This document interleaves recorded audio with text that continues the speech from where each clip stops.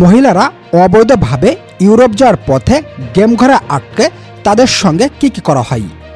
এই উত্তাল ভূমধ্যসাগর পাড়ি দিয়ে আদৌ কি পৌঁছাতে পারেন স্বপ্নের ইউরোপে? এই সব মহিলাদের করুণ ও শেষ পরিণতি কেমন হয় জানতে পারবেন আজকের ভিডিওতে। সম্মানীয় দর্শক, ইউরোপ মানে টাকার খনি। সেখানে পৌঁছাতে পারলেই মানুষ হয় ধনী, হয় কোটিপতি। তাই তো দালালের খপ্পরে পড়ে পরিবারের সুখের আশায় ছেলেদের মতো এখন মেয়েরাও অবৈধভাবে ভূমধ্যসাগর পাড়ি দিয়ে পৌঁছাতে চান ইউরোপের দেশগুলোতে। তবে সেখানে পৌঁছানো কি এতটাই সহজ? এমন একটি ট্রলারে চেপে ইউরোপ যাওয়ার স্বপ্ন দেখেছিলেন ২৬ বছর বয়সী মেয়ে ফাতি হোসেন। তবে কে জানতো তার সেই স্বপ্ন দুঃস্বপ্নে পরিণত হবে।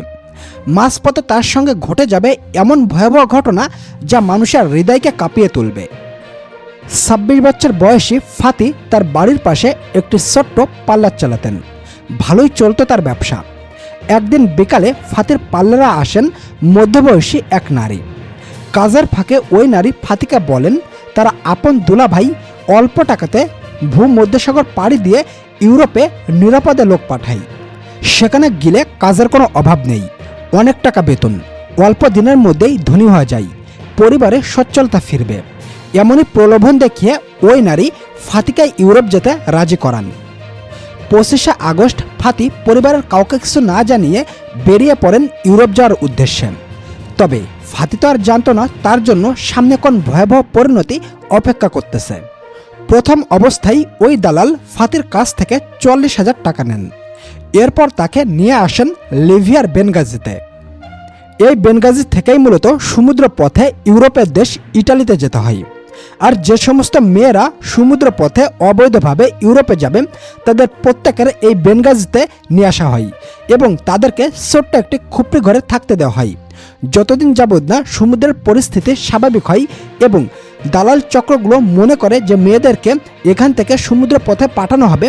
ততদিন যাবৎ সবাইকে এই খুপড়ি ঘরেই থাকতে হয়, যেটিকে বলা হয় মূলত গেম ঘর।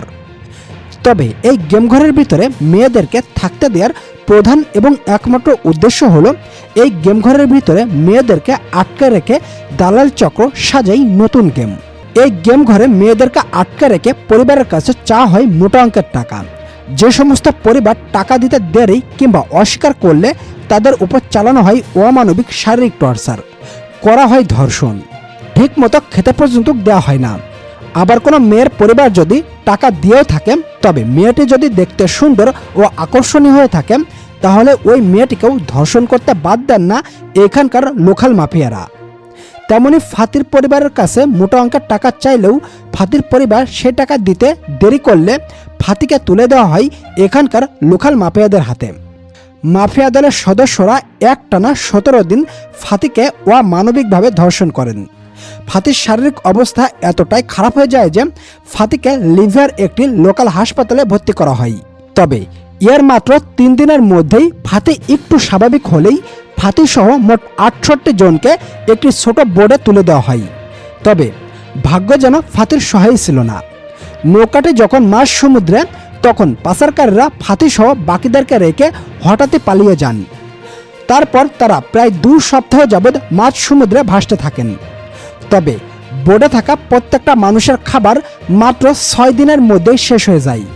তারপর দিনগুলোতে তারা ক্ষুধার জ্বালায় সবাই কাতরাতে থাকে। বাতাসে সমুদ্রের ঠান্ডা হাওয়ায় রক্তের জমাট বাঁধতে শুরু করে। ফাতি আগে থেকেই অসুস্থ থাকার কারণে এই ক্ষুধার জ্বালা এবং বাতাসের তীব্র ঠান্ডায় সে সহ্য করতে না পেরে সেখানেই তার শেষ নিঃশ্বাস ত্যাগ করেন। ওই বোর্ডে ফাতির মতো অনেক মেয়েই আগে থেকেই শারীরিকভাবে অসুস্থ থাকার কারণে এবং এই ঠান্ডা হাওয়া ও ক্ষুধার জ্বালা একই সাথে সহ্য করতে না পেরে সেখানেই মারা যান। ফাতির মৃত্যুর প্রায় ১৪ দিন পর তার পরিবার জানতে পারেন। ফাতির বোন সামিয়া জানান সেই নৌকায় যারা কোনো রকমে বেঁচে ফিরেছে তাদের কাছ থেকেই ফাতির করুণ এই পরিণতির কথা সে জানতে পারেন।